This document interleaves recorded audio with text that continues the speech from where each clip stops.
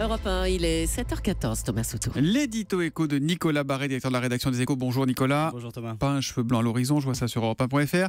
Emmanuel Macron va commencer son quinquennat par les réformes sociales, mais des mesures fiscales sont également prévues très rapidement, Nicolas. Oui, la toute première concerne les particuliers soumis à l'impôt sur le revenu.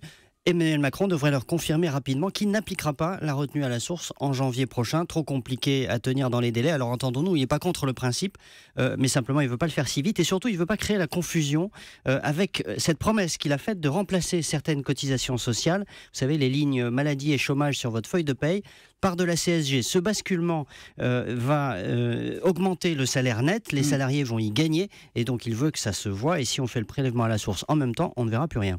Sur le prélèvement à la source, il nous avait répondu ici même sur Europe 1 qu'il expérimenterait et puis qu'on verrait bien. Voilà. Oui, ça revient à peu près à ce que vous dites, et sans doute un enterrement à venir, mais un peu plus tard.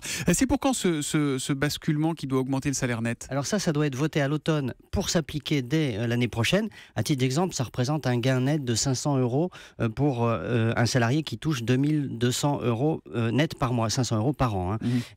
L'autre gros morceau de ce budget, ce sera bien sûr la suppression de la taxe d'habitation pour 80% des Français.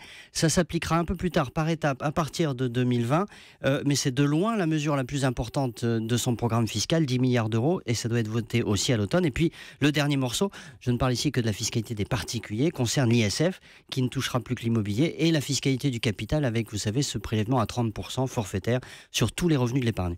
Toutes ces mesures, Emmanuel Macron veut les mettre en œuvre en même temps, dès le début de son mandat ? Alors voilà, c'est ça la particularité. Toutes ces mesures doivent être votées tout de suite. L'idée étant qu'ensuite, on ne bouge plus, car il faut de la stabilité. Emmanuel Macron a fixé une règle. Quand un impôt a été modifié une fois, on n'y touche plus ensuite pendant la durée du quinquennat. Ça n'est jamais arrivé. Jamais personne ne s'est astreint à une telle discipline.